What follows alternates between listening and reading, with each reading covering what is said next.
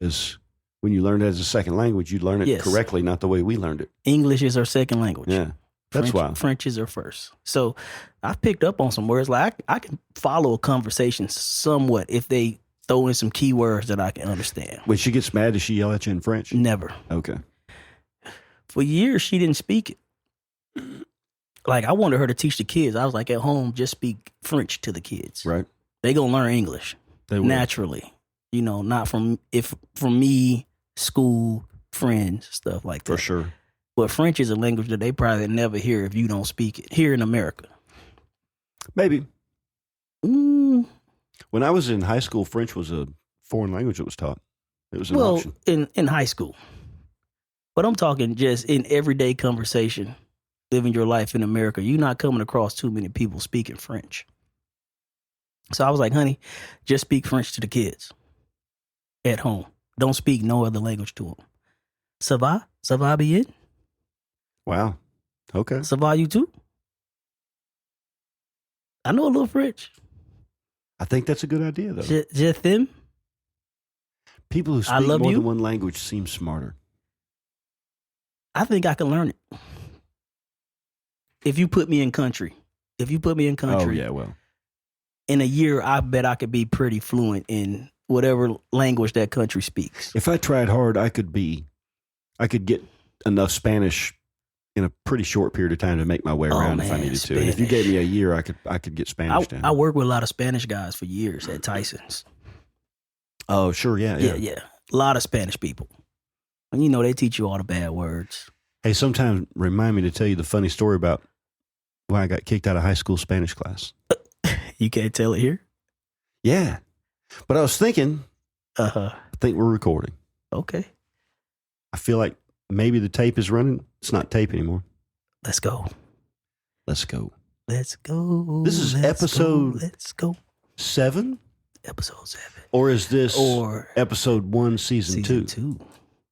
I like episode 1, season 2. Ladies and gentlemen, welcome to episode 1. Episode 1 of season 2. Correct.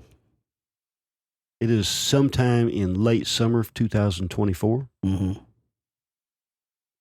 And yeah, here we are at 86 Kid Studios. That 86 Kid Studio. That 86 Kid Studio. Shout them out, Shay. Shout out 86 Kid Studio.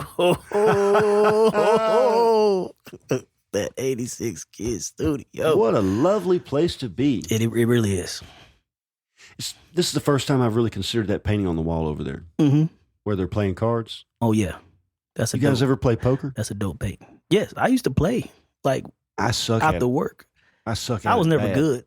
I lose $20, you know. I'm going to lose my $20 Yeah, I lose every $20, time. you know, whatever. It's still fun. We should play poker one night. That'd be fun. I'm no good at it. Like Me neither. You know, this is not somebody trying to. But if we were talking about pool, you said you suck at hustling. pool too. No, I'll beat you. I'll whip you at pool. Yeah, I'll be honest. If it came down to like us putting money down, I wouldn't take your money. But at poker, if I won it, I would take it because I suck at poker. Oh no, Shane. When it comes to games, your credibility is.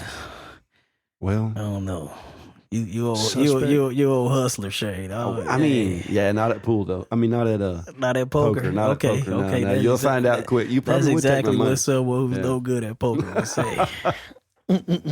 Bet 100. So season 2, episode 1 of Vendor Chronicles. Vendor Chronicles. We're gonna do the introduction thing. Of course. Let's see what you got. Oh man.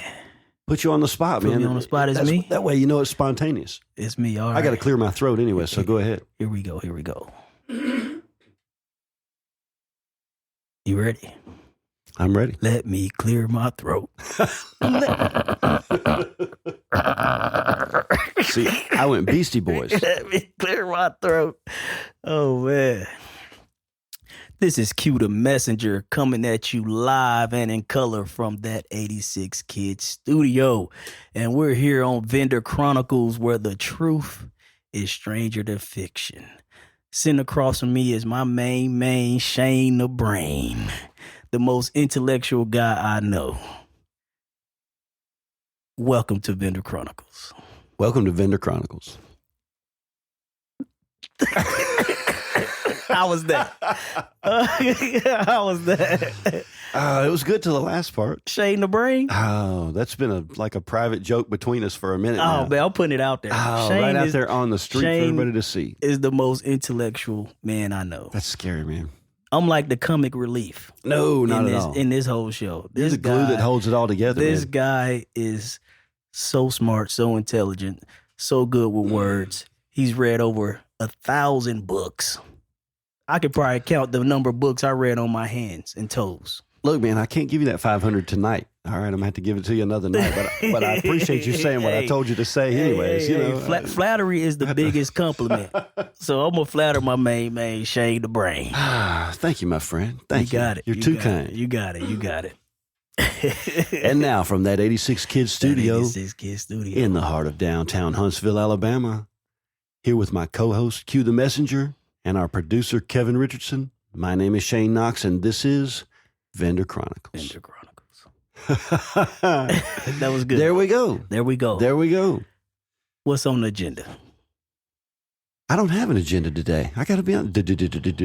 I don't have an agenda today. Mm-hmm. I got to be honest with you. I have nothing really to. Here's the thing. My life is ground to it's almost a slow motion machine right now because I spend 100% of my time either spending time with my wife and daughter at our home or making toys, getting ready for the holiday season coming up. Correct. And so, what day it is means nothing. The day of the week, the date. I know how many days I've got before I've got to leave for Atlanta and what I've got to get done between now and then. And I know that my daughter did have a bowel movement this morning and her diaper's been changed 3 or 4. She had a nap. You know what I'm saying? Right. That's kind of the scope of my life right now. What you got going on? Did the art walk Friday night. Okay. I didn't even know that was this past Friday night. So it was supposed to be, excuse me. It was supposed to have been a week ago, the Friday night prior to that, and the weather called for rain. Yes, it did get canceled, but I didn't know they pushed it up. Yeah, they just pushed it a week. Okay. Yeah, so we went ahead and set up, and it worked out good. The weather was beautiful. There were plenty of crowds out there. We had a good night, had good, strong sales. Did they do the, what, it was like a lighting ceremony or something they were supposed to do? The lighting ceremony. I'm not sure. That mural, lighting that mural, is that what it is? Is that what it was? Okay. I'm not sure. I wanted to say it was the lighting of that new NASA mural downtown, and I don't know. My corner was, I'm way on the opposite corner. Was you set up last time I seen you down here? In that same spot? I was, yeah, okay. Same spot. Right there in front of the stairs. I've been that same spot since I've started. Well, I got moved there like the second time I did the art walk, so I've been in that same spot for like 4 years now. Okay. Yeah. That's a pretty good spot. Which is nice. Yeah, it's a good spot. It really is. People know where to find me. It's very visible. Everybody sees me. And I like that spot. That's a nice. That's not the shaded side of the street, though. You kind of need some sun right there. It's a little bit of sun when you first get there, but the buildings to the west side block it pretty soon. Okay. So it's not bad. Yeah. When you first get there, it might be a little bit hot, but it cools down pretty quick. But sales was great. Sales were good. That's outstanding. So, yeah, it was one of the few shows this year that hasn't been a little bit soft. Things have been a little bit.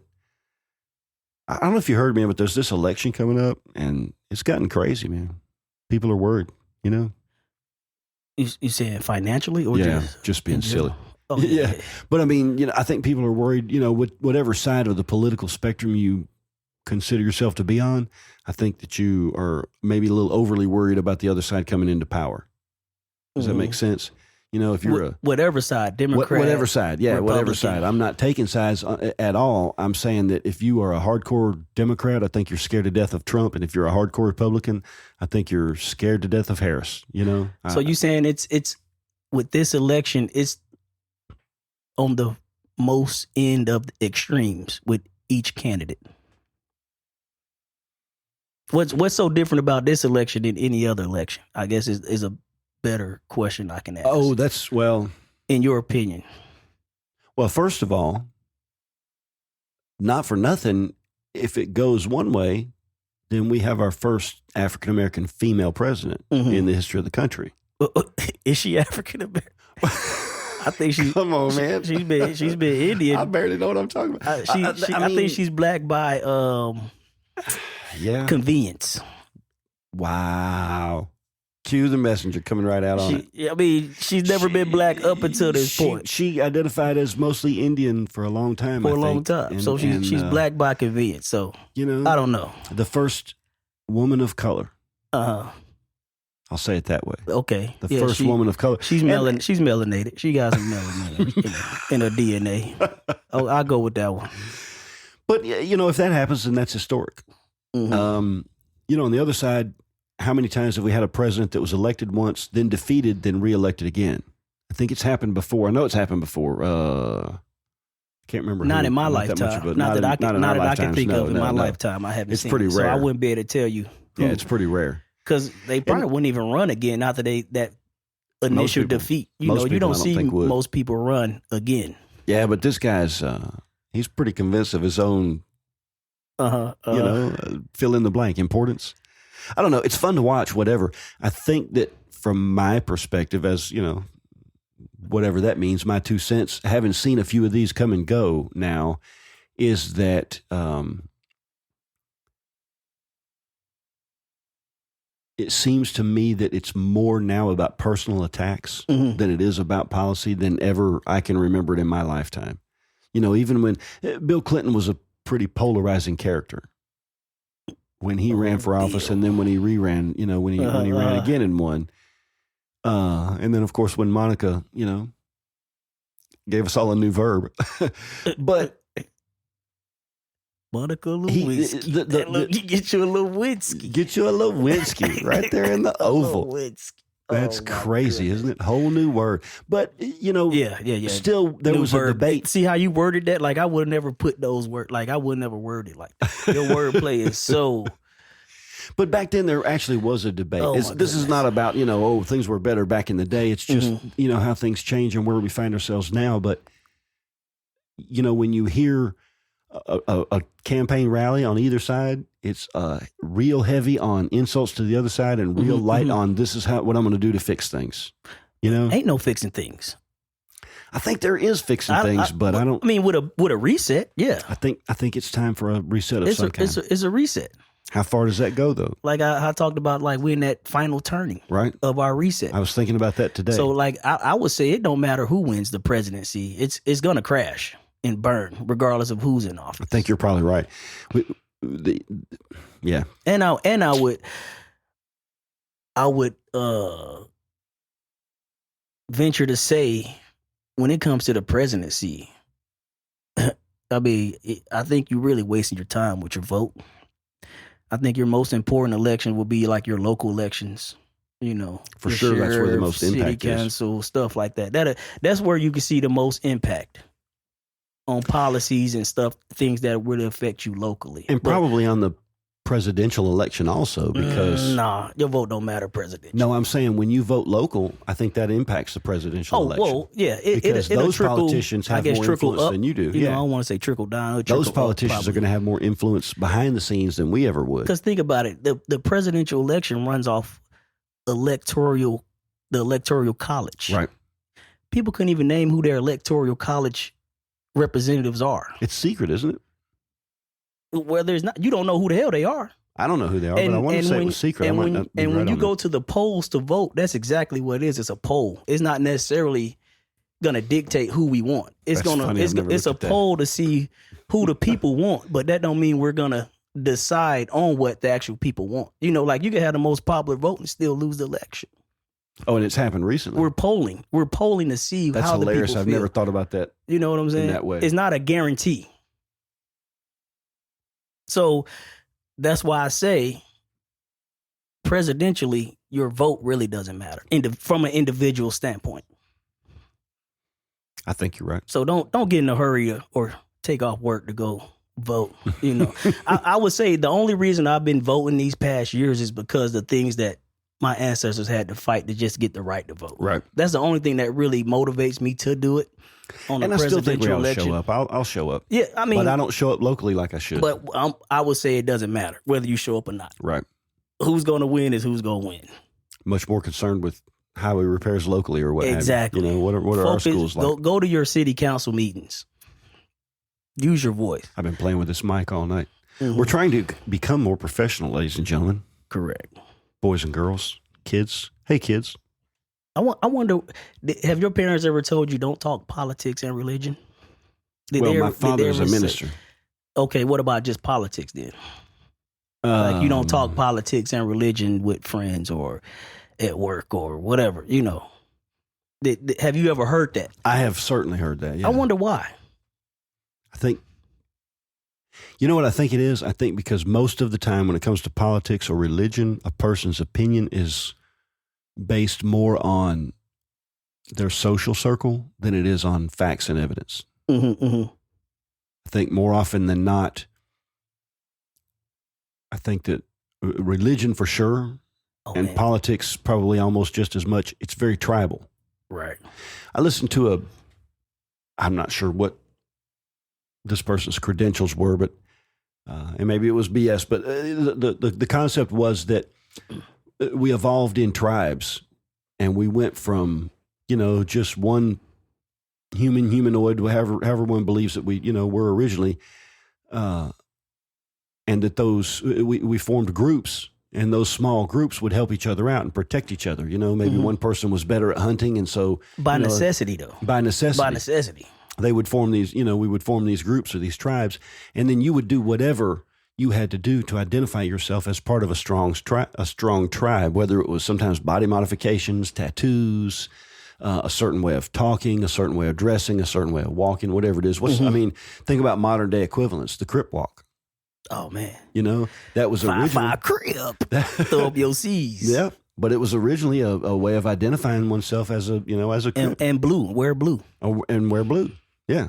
Or your blood. Or you're a blood. You got to have a red handkerchief. Red. And it's the same kind of thing when it comes to That's so stupid. I'm a First Baptist. I'm a crip. Second Methodist, but it's kind of. But it's no different. It is. It's no different. It is really no different. I'm a Republican. I'm a Democrat.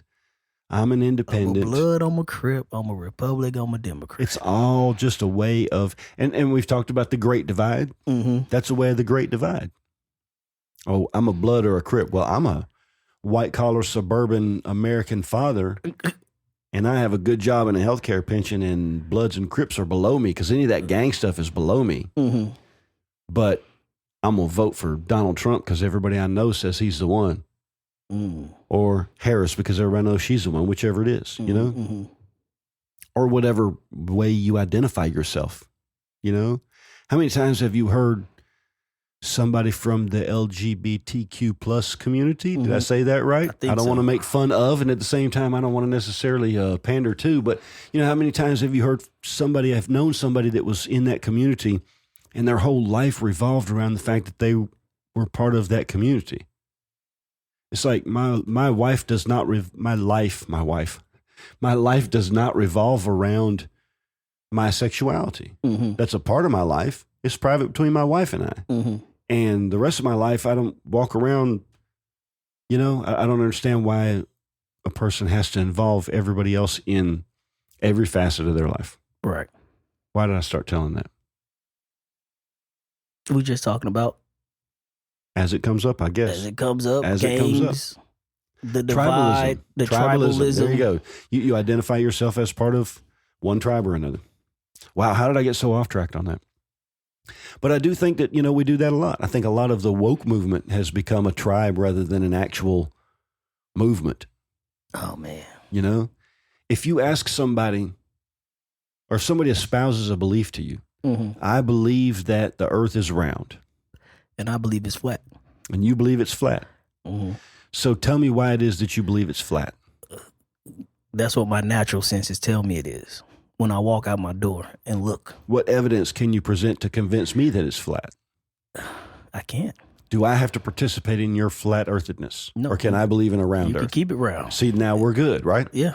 But some causes, I have to participate in what you believe, and that's just your natural sense of the way things should be, but you can't back it up with facts and figures, and yet I have to cannot. Now I got to get on board with it? You got to give me a little bit more than that. It's just my opinion. It's just your opinion, and you're welcome to it. And I'm welcome. You can be flat earth. Yeah, by all means.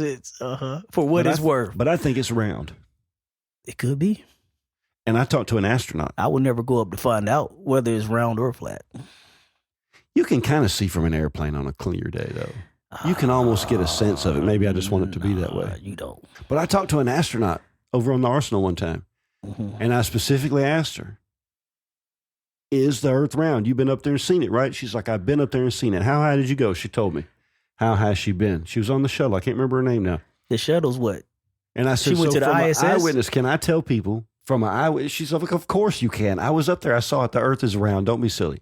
Thank you very much. That's what I need. You know, that's the best evidence I've got. I have never heard anybody that I've never heard anybody that says they've been up in space and seen the Earth from far away and it was flat. Nobody's ever said that. I never spoke with anyone. I've only spoken with one to say it or astronaut. not. I'm just telling you what my natural senses tell me. It's gotta be flat. My natural senses tell me we're not spinning 1,000 miles on an axis and also rotating when I walk out my front door. Naturally. Like if So how do we say if I was 500 years ago and no one knew that the Earth was round, I would be under the belief that it was flat. Walking around the woods. No way I'm on a ball. Well, sure. You know? Like a flea walking on the back of a dog thinks whatever the hell a flea thinks. I don't know. That's the world. That's the whole world. That's the whole world. But now as a species, we've gotten where we can take a bigger take a big picture look at it. Like I said, unless this lady was lying to me. I'm a conspiracy theorist, though, Shade, if you haven't noticed. I don't believe everything they tell me. Yeah, but that's one of those, it's like faking the moon landing. What would it take to actually do it? I don't even think we can reach the moon. Or so what would it take I would to say, do that, I would say even if we did reach the moon, I think it's just a flashlight in the sky. Just a light in the sky. Just like the sun's a light in the sky. Just a big light in the sky. So what would it take to fake that? And all the subsequent, like I said, I've spoken to NASA got billions of dollars. I mean, you could. What can you do with $1 billion? But that many people, I could do you're anything. Going to get that many people to buy into the silence and to tell a lie for all that many people, thousands and thousands of people. Hey, you could pay me to tell a lie right now on this podcast. Sure. And then if Kevin paid you twice that tomorrow, you'd flip it back. Tell the truth. Tell the truth. Hey, I can be bought. So I'm not of all the people that ever worked on those space programs, not one can come out with compelling evidence. I think it is. I think it has been some people that came out. You heard the story of Admiral Byrd? The name's familiar. The guy that went to the Antarctica like in the 30s. Oh yeah. And how he went to the ice wall. The ice wall is what holds everything in, holds all the water in, all that good stuff. And he made it to the ice wall. And this wall is like hundreds of feet tall and hundreds of feet thick. And so that was the first time he went to the wall. They didn't have no way to get up on top of the wall. So the next time he went out there, he brought a helicopter with him. And they actually went on top of the ice wall. And what'd they see? A big hole in the ground. And inside that hole, it was like a tropical rainforest, and inside the earth, and it had its own sun, its own natural light. So I've heard an inner Earth theory, and that on surface it would explain some things. But here's the thing: if Admiral Byrd could go there, why can't we find it now? You can't just go to the Arctic. But plenty of people have. It's plenty rules that dictate how you go to the Arctic. Like, you can't just say, I want to just take a trip to the Arctic. Like, you got to pay a lot of money to go there, for one. To who? And to whoever controls the Arctic. The Pope, I don't know. The Catholic Church, I mean, they control everything else. I mean, whoever you got to pay. But have you ever met anyone that says, I went to the Arctic? They don't allow too many people in the Arctic. I know for some reason, like I mentioned the Pope, but I was being a little facetious. But for some reason, the Pope goes to the Arctic whenever a new Pope becomes Pope. They go to the Arctic for some reason. I don't know why. Hey, man, you know what? If I was more convinced of my own knowledge of the answers in capital letters, I would refute that and tell you were full of crap. But you know what?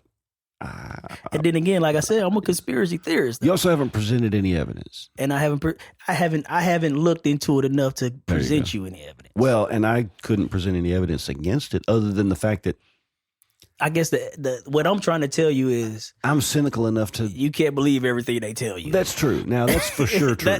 I guess that's the biggest takeaway from this. I don't believe everything they present to me. I don't believe hardly anything they present, but I also think that. And we talking they, we back to the they, big they, the big they again. The big they. But there is a they. You know we know who you they are. You know who they are. Yeah. The inner Earth theory. Inner I've Earth. heard that. There's a whole another society. The savage lands.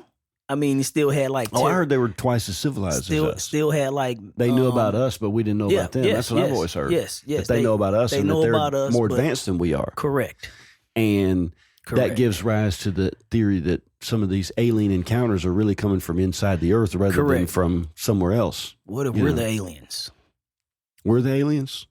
And this was their. I mean, that could be too. I mean, they've been here before us. Maybe they were here before us. Maybe they created us. And maybe they went underground for their own survival. You know, just being, back to the way I think. Okay, I do think there's a creator. Okay. We just didn't magically appear here, as beings and get to where we're at now. This is getting deep. Something created us. Whoever that creator is was an alien. We're created by aliens. That's an easy way to say it, though. Even if you believe in the traditional God of the Bible, Yahweh, as it were, he's an alien. That would even be, if you believe by in the God of the definition, Bible, that's an alien. He's an alien. He was an alien, not of this planet. He was not from this planet. But you believe that when you say when I say creator, you could say God. I'm saying creator. Sure. You could say God. You can call him whatever you want. I don't think the title really. But matters. when you say aliens, you're thinking like a being that maybe comes here in starships of some kind. Correct. Of advanced intelligence. And create us. Why? Why where did we come from, Shane? No, I'm saying, why would they create us? Why not? Why do we have babies? I mean, good point. You can ask yourself that same, like we can do exactly what they could do. But we're intellectually babies? We create. We just created. Me and you. You just had a baby. I just had a baby. That's true. We just created life. That's true. We're creators. So everyone you see walking around. Why would this alien race want us to reproduce? Are we batteries like the Matrix? Labor force. They needed labor to build. They needed labor force. Interesting. Yeah.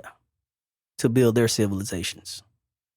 Maybe we're an ant farm created by look at it like that. Like a toddler of this race. Maybe we're a college dissertation. But we're getting to the point of their advancement. Like we're heading in their direction. If we keep going, if we keep moving forward, we'll be at their level. Have you heard the theory that when I say they, I'm talking about the advanced civilization that created us. The really big they. Yeah, not the underlined, italicized, in bold print. Correct. And they can live forever. Forever. They shorten our lifespan. Are they physical beings or are they? They look just like us. So they are physical beings with a physical body. We're created with we're modifications of their DNA. Like in the Bible. Like in the Bible. In the image of God created he, him. We're modifications of male their and DNA. Female created he, them. Correct. We're a GMO of them. A GMO, okay. Okay. Of this alien race. Of this alien race. But we're heading towards their advancement. Give us another 1,000. Where do you think we'll be in another 1,000 years? I mean, you see, so we both was born before the advancement of technology the way it is now. Sure. If you're over 35, or say in the middle of it. So just think of how far we came in 20 years. Sure. Give us another 100. Where do you think we'll be? In another 100. That's just in another 100 in the grand scheme of things. 100 is a very small number. Small number. And yet the last 100 has been quite significant. Very significant. To human beings. So give us anyways. another 100. So I've got a different perspective. Mm-hmm. I'm pretty far on the camp that says that this is all a simulation. That could be. And I think that the goal of our evolution is to become... what they say, reality is how you perceive something. Reality is how you perceive it. So however we're perceiving this, So you're saying that... So if it is a simulation, who's running the program? Who's running the simulation? Well, that's that big they with capital italicized and... whoever that they is. In the Matrix, it was the architect. The architect. In the Bible, it's God. It's God. You can give him whatever title you want. Whatever name, Yeah. Ladies and gentlemen, we pause this broadcast for a catastrophe that's now happened in the corner. We're not sure that's exactly what happened, but it seems to involve a squirrel and a hairless rabbit. We have no idea what's happening, ladies and gentlemen. A hairless rabbit. Oh. A little person has just ran through the room unexpectedly. Hey, man, I'm infatuated with little people. I want a little person friend. Oh, hold up. Let's stay on topic. Hold up. Let's keep going. Where were we headed? Come on. I'm serious. How did you become friends with a little person? I guess you mean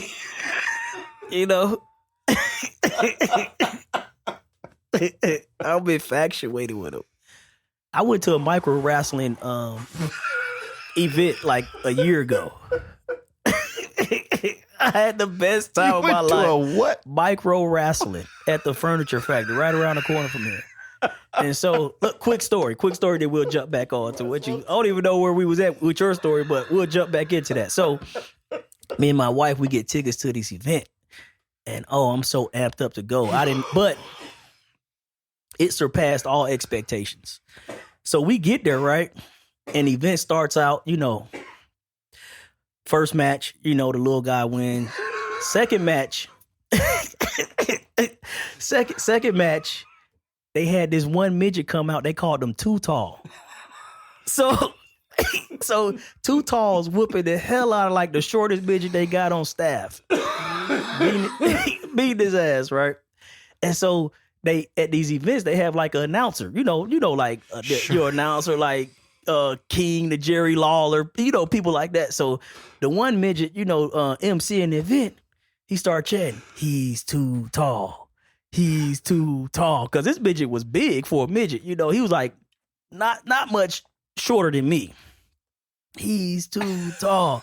He's too tall. And he's just wearing the other little guy out, whooping on him because he's a heel. He's meant to be the bad guy. Like, I'm a big bully picking on the littlest midget we have. It's all scripted. It's all real, scripted. Yeah, but he's whooping his ass. So he's too tall. He's too tall. We checked that for about 2 or 3 minutes.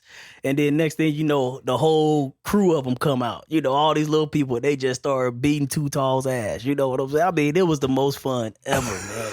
Like, I recommend micro midget wrestling to anyone listening to this event, to this podcast. But I'm sorry.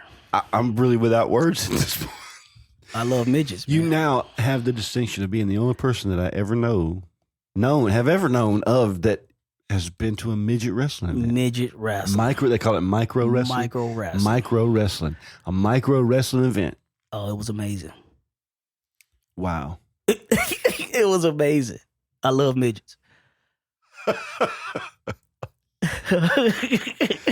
And now a word from our spot. Wait, they've all abandoned us for whatever reason. All abandoned us. They're knocking on the door. Q's crazy, man. Q's being carried away by the woke police. Woke police. I don't think ain't nothing wrong with a midget. No, that midget. Word, yeah, you can't say midget. Supposedly. Oh, I think midgets say midget though. Okay, but it's not politically correct. Little person. Hey, if anybody's been offended, we mean height challenged. You know what I'm saying? Like, right. Broke off at the knees or whatever you are. But I mean, right. we love you. Half man. Half a person. You know what I'm saying? Like stand on each other's shoulders and put a big raincoat on. Like the Smurfs or whatever. Half man. My favorite character in what was that, Game of Thrones was the dwarf. Okay. I didn't watch Game of Thrones. Oh, highly recommend. Yeah, my wife watched it. It was pretty good. Honestly, man, every time I was coming it's through long though. The living room or whatever, when she was watching Game of Thrones, no matter what was happening, if I was passing through on my way to the bathroom or something, and I would, whatever was on the TV, either somebody was getting beat like crazy, there was somebody naked, tied up, getting just beat the skin clean off of them. Everybody dies. Or it was an orgy of some kind. That's pretty much all I ever saw. Every time I'd come through, it was one of the two of those things. I'd be like, "What are you watching?" And she'd just laugh. And I guess it never grabbed me. I don't know. Yeah. Yeah. So simulation. Wow. I do think we're a simulation, though. We simulate it right now. Yeah, I don't think any of this is actually physically real. It doesn't change the experience for me. Not or at you all. or anybody else. You experience it's like a dream. A dream is real till you wake up. Mm-hmm. But until you wake up, that dream is as real as reality. Sometimes. You ever lucid dream? You ever know you're dreaming and you're still dreaming anyways? Oh, yeah. Yeah. Can you control it? No, I never got to the point to where I've gotten close. Okay. Where I can kind of change things in my dreams and create as I go. Sure. Like when I was a kid, I had night terrors. Where you think you're paralyzed. Yeah. There's a lot of like ghostly. I used to get the old those. hag. You used to get those too. Yeah, or your mind wakes up, but your body's still asleep. Your body's still asleep, and you can't move. And if you can move like the basically. tiniest part of your body, then the spell is broken, and you're good. Yep. Like your pinky finger, if you can make it move, then the whole thing is I would done. take a deep breath. I couldn't. I felt like I couldn't breathe. I must have been breathing, obviously, but I always felt like I couldn't breathe, and there was that sensation. Like in an old wives' tale, it's like an old hag is sitting on your chest, or there's like an old man sitting on your chest, or whatever, and that's why you couldn't. And I would feel like I couldn't get a breath, and yet I was still breathing because it would seem like it went on forever. Like I would lay there. It felt like for hours I'd lay there. You would just hope someone come wake you up, come couldn't shake move. you. Somebody touch me. Anything happened, and until I could figure out a way to make something move. So anyways, once it got to the point where I could do it at will, like I could move my pinky finger or something and break the spell, or move my toe or something. You start getting better at it. Got better at it and better at it. I'd be paralyzed for less time. Has that happened to you as an adult? Yeah. Not like probably not as often as when you was a kid. No, and the older I get, the less it happens. Yeah. The more I really. When I stopped working for a living and started Knox Handmade Toys, I've done an awful lot of internal soul searching. I've spent a lot of time by myself and had a lot of time to think and read different things and what have you. And, I probably know some of the causes of some of those things. But the point was it got where I could manipulate my dreams. Like I would know that I was dreaming. And then, but the problem was then sometimes, like if you can manipulate a dream, you can fly, right? But then sometimes while I'm flying, I would lose the control to control it, and I'd just go off into space, and then I'd wake up before I got vaporized or whatever. It's like falling. You was like Neo in your dream. Yeah. Like I could break down the interdimensional boundaries or what have you. Oh wow! And but that's obviously that's dreaming. Now, is that possible in real life? Well, honestly, when I was doing it, it felt in the dream it felt as real as me sitting here talking to you now. Mm-hmm. And then of course I woke up, but how do we know we won't wake up from this? Maybe this is a recurring dream that happens to both of us, all three of us every month. But I mean, in the end, it's not any more or less real. No. If you're falling off a cliff in a dream, you're terrified. Whether you're in the Matrix or out of the Matrix. In the Matrix or out of the Matrix, yeah. So, yeah, I do think probably, and that would explain, to me, the multiverse is very fascinating. So there's a version of this simulation somewhere that has taken every possible choice that you've taken in your life another way. Mm-hmm. So where were you the first day you saw Cynthia? Middle school. So she went to your same... Floyd Middle School. Floyd Middle School. Yes. Okay. So was there a point where you walked up to her and introduced yourself? Hi, I'm Q the messenger. I'm going to make your life better. It wasn't as elegant as that. But whatever it was, I've never so been now there's another person. Now there's another universe in which you never walked up to her. Mm-hmm. And there's infinite numbers of those because it's all a computer simulation. It's not like there has to be a physical world attached to it. So think about when the NSA goes to break a code. In any computer that goes to break a sophisticated code, right? There's the old school tried and true method is a blunt force attack. They take a computer, and if it's a 10-digit password, they run every possible combination of 10 digits. It takes forever because it's a lot of them, right? Well, think about every one of those possible combinations of that 10-digit code that the NSA is trying to break is another universe or another parallel universe. Imagine it on that scale, and that's where you come up with us. So now there's another universe where we didn't decide to do this podcast together. Mm-hmm. Who knows where that would have led, but now we have. There's another universe where we didn't take it seriously or whatever it may be. Every choice that you make. Shane. Right. It's not mine either. Multiple universes. Infinite numbers. I never really thought about the multiverse outside of, watching a movie or something like that. I do think there's dimensions, though. I do too. Like it's multiple dimensions. I do too.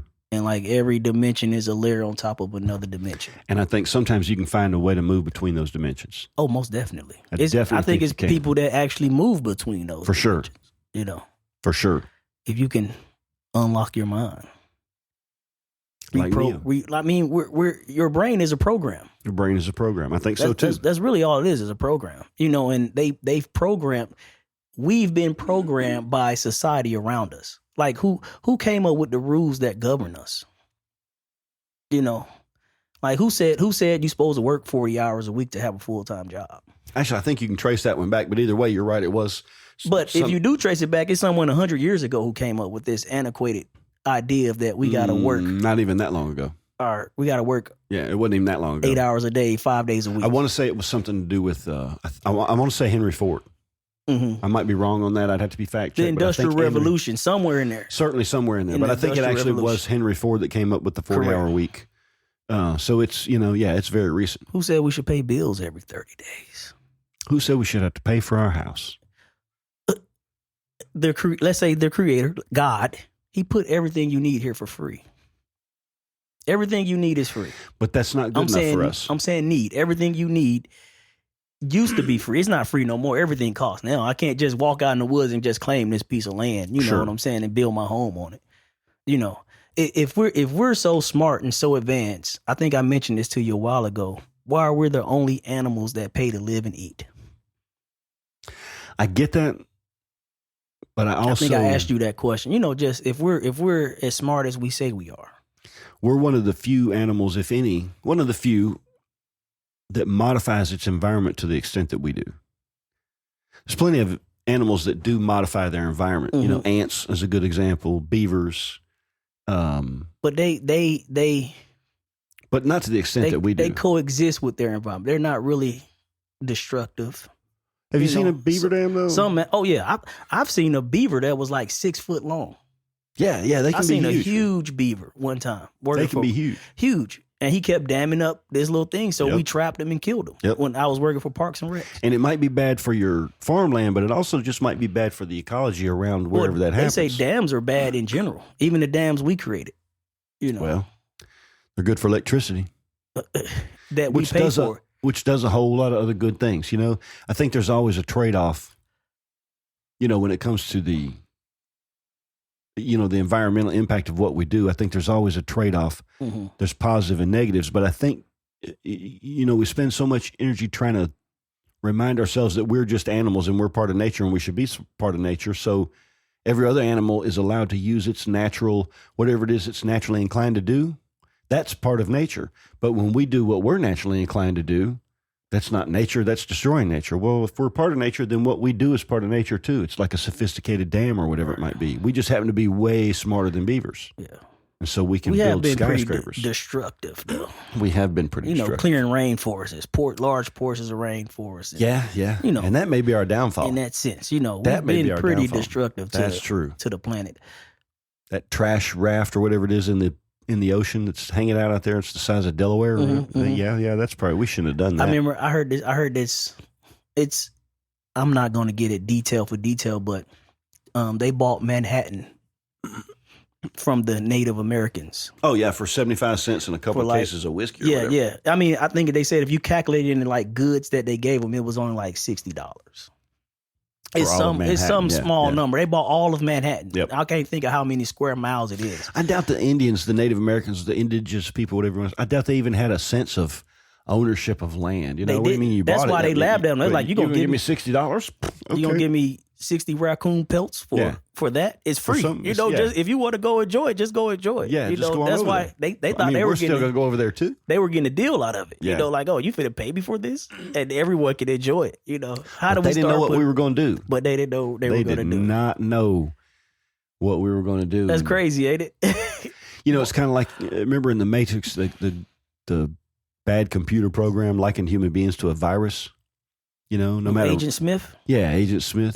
That was my favorite guy to me. He was great. I liked Agent. He played the role pretty good. Mr. Anderson. Oh my goodness, man! That was just creepy. Just gotcha. Agent Smith was cold. Yeah, he was stoned. Did you know The Matrix and the Terminators are the same movie? We talked about that. Yeah, they were created by the same person. I didn't know that until you told me.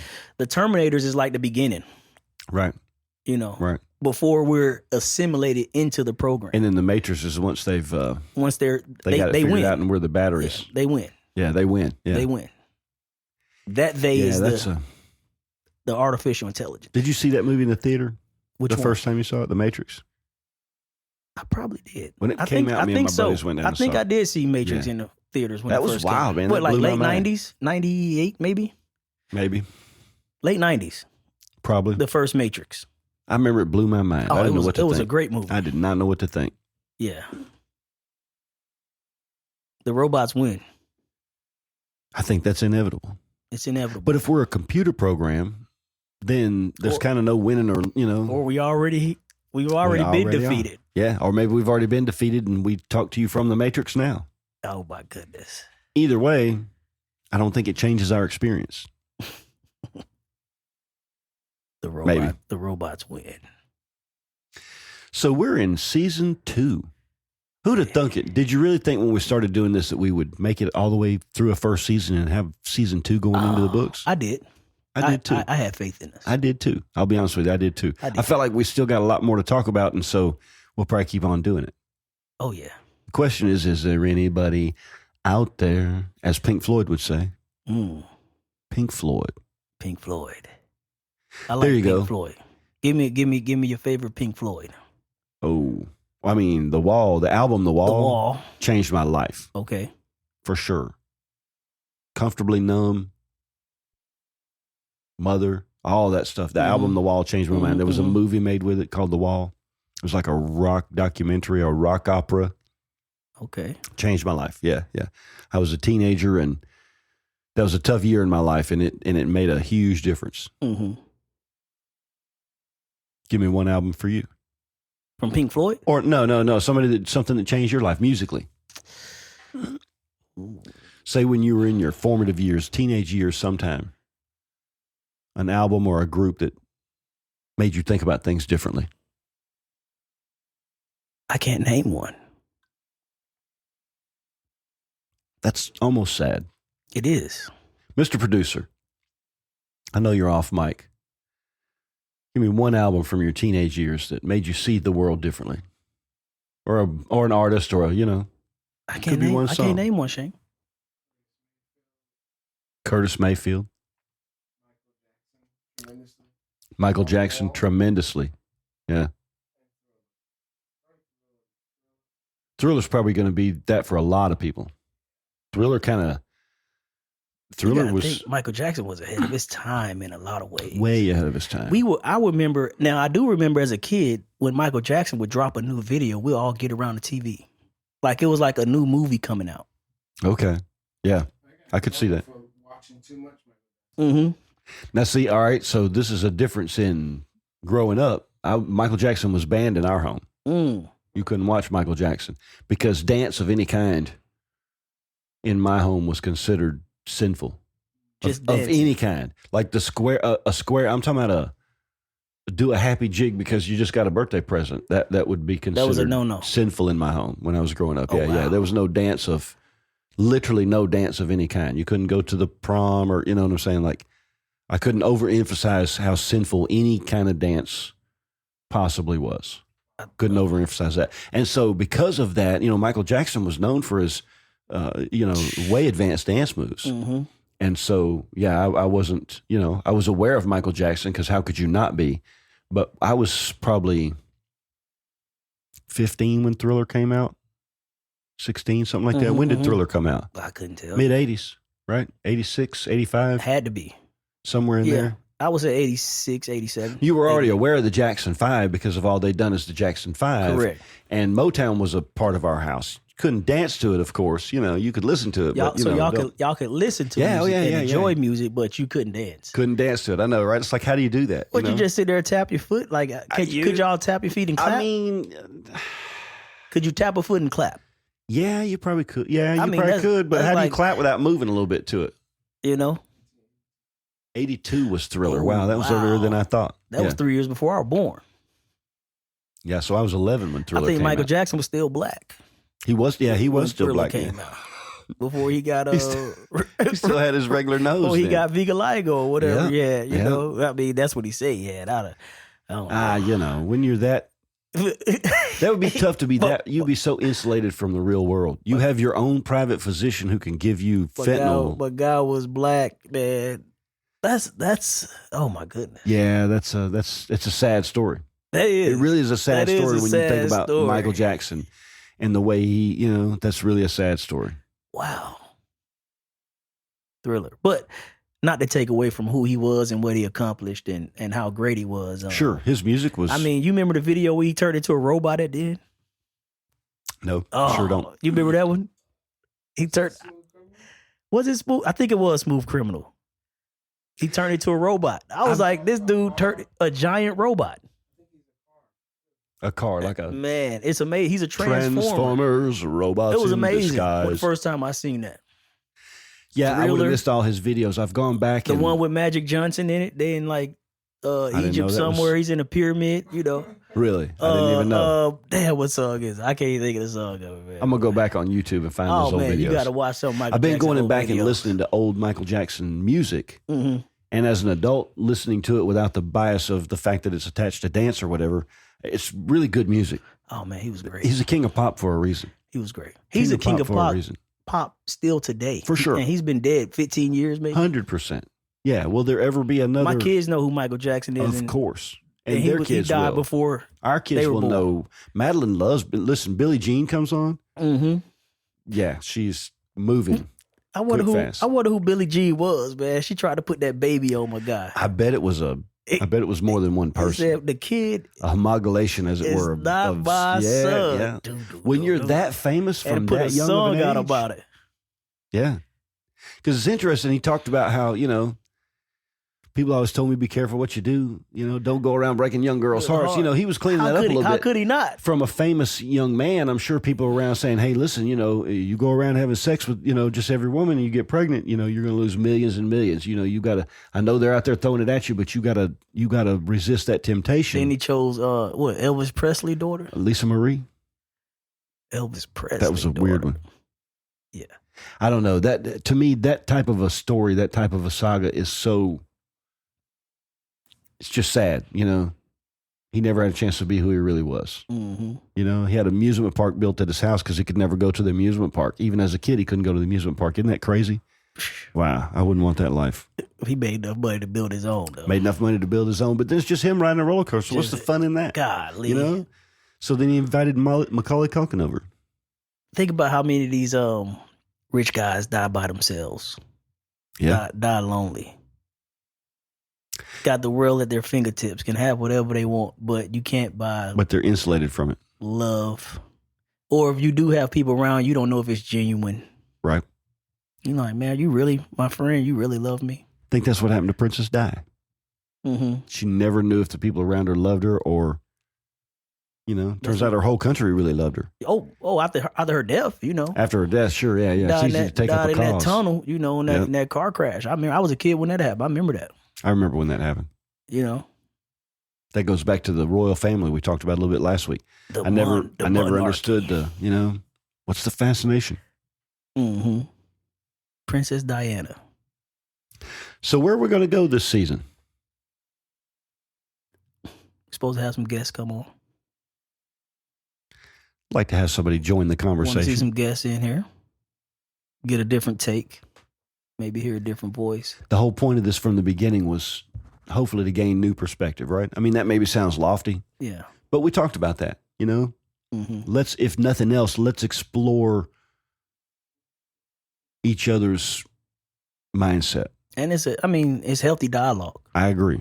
Like you said, like I said, it's kind of therapeutic for me. It is for me as well. Getting here to just talk amongst friends. It'll be fun to invite somebody to join the conversation. Oh, most definitely.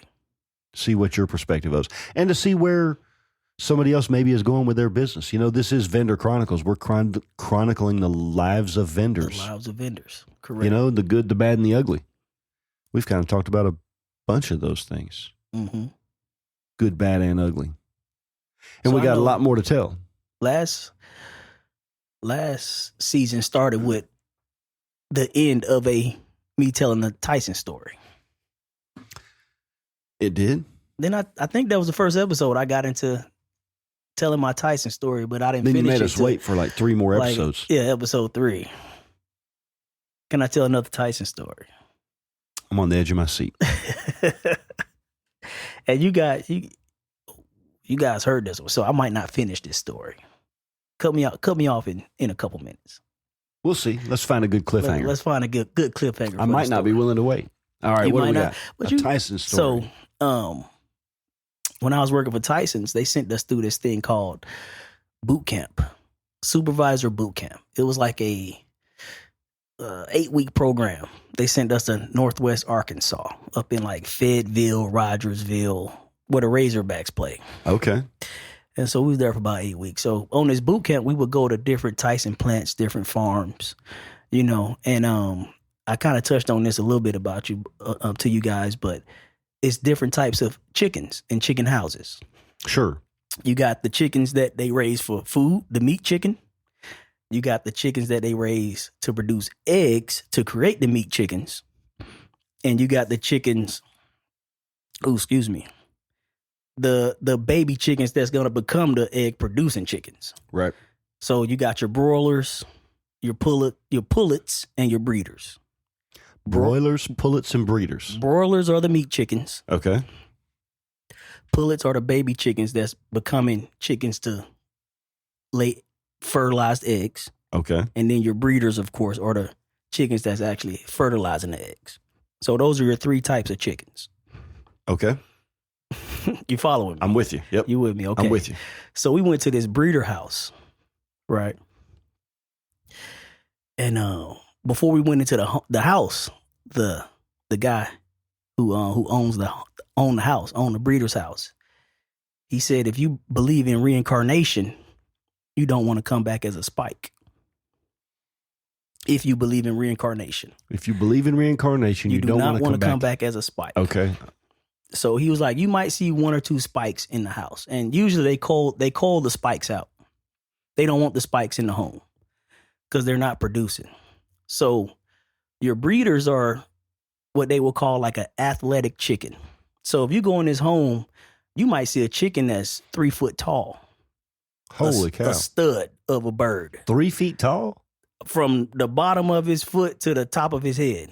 Like an ostrich. A stud of a bird. Wow, Yeah, you might okay. see a 3 foot tall bird up in there. This is a rooster. That's a rooster. That is a breeder. Okay. And typically your roosters have no tail feathers. Okay. Because they put in work. Okay. They're doing their job. Okay. They're having a lot of sex with birds because they have to fertilize eggs. You'd have to. Yeah. So if a chicken lay an egg without a rooster, it's fertilization is just an egg. Scrambled egg. Just a scrambled egg. You get what I'm saying? So this whole purpose of this home is to produce fertilized eggs. How many roosters will be in there? It depends on the size of the home. So the rule of thumb was you didn't want no more than 10 to 12 hens per rooster. That was about what a rooster could manage. 10 to 12. Just 10 or 12 a day? I would have thought they could do a lot more than that. They probably could, but that's how that's the ratio, probably. Optimization that they wanted to keep it at. It's just a lot of roosters. 10 to 12, So you could do the math, how big, however many chickens you got in there, divided by 10 or 12. And that'll tell you how many roosters you need per your home, And they would have a harem. That rooster will have his set birds. Okay. I've heard of that. Yeah. So let me finish up this story. So he said, okay, before we go in this home, I just want to, talk to y'all a little bit. So back to reincarnation. If you believe in reincarnation, you don't want to come back as a spike. And so we all, all wide-eyed look at them like, what the hell is a spike? So a spike is basically a rooster that a spike is a rooster that the other roosters treat like a hen. That's the most elegant way I can say it. So a spike would be that same, let's say 3 foot bird, but beautiful. Got all his tail feathers, pretty white, all his tail feathers. He's not having sex with the hens. Someone is manhandling him, as it were. Someone is manhandling him. Giving him the old foghorn leghorn, like they say. Yeah. So back to the whole LGBT thing, a spike is a woke chicken. A woke chicken. I don't know if that's right. You good with words. How else could I describe Listen, my man, spike? you know what? Come on. I'm leaving you on this ledge here by yourself, man. But you want me to tell you what I was thinking about? What are you thinking See, here's the about? thing. Now we're on air, but we had a conversation before this about a terminology that I was looking for, that I wish that I had in my bag as a person who can't use a certain terminology, but it describes something. You know, as a person not of color, can I be a person not of color? How about that? Instead of just a white guy, I'm a person not of color. Okay. You know what I did. That guy I'm not of color over there. But as a person not of color, there's a certain term that I can't use, and sometimes it's the only term that might apply. But you know what? Maybe I'll start saying spike. That's a spike. That's Look a at those spike. spike over there. You do not want to be reincarnated As a spike. as a spike. So here we are You're going to get wore out. in late summer, in the dog days of summer. It is hot out there. Mhm. It is hot out there. But we find ourselves underground in Huntsville, Alabama. Season 2, episode 1 is almost in the books. It's almost a wrap. Before we go, I've said it before, I'll say it again. Q, what you got for us? All right, let me leave y'all with this. Your voice is the only part of your body that can live outside of your body. So what you say is very important. What you do is very important. And your words can really make an impact on your life. Your words become things.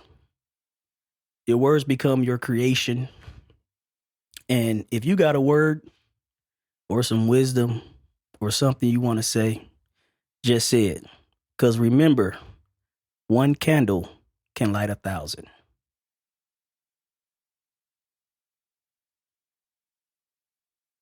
This podcast started out with words.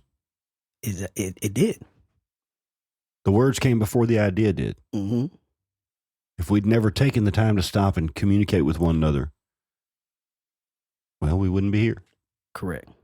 How many other opportunities in life have we lost because we Didn't speak up. didn't speak up? There you go. We held back our words. We didn't Held speak back your up. word. Exactly. I don't feel good enough. I don't feel important enough. Mm-hmm. I'm dumb. Nobody likes me. Nobody's going to care about my opinion. Correct. I struggle with that myself sometimes. But maybe one piece of, whatever it is your experience is might touch somebody in a way that helps them to see things differently. Correct. So speak up.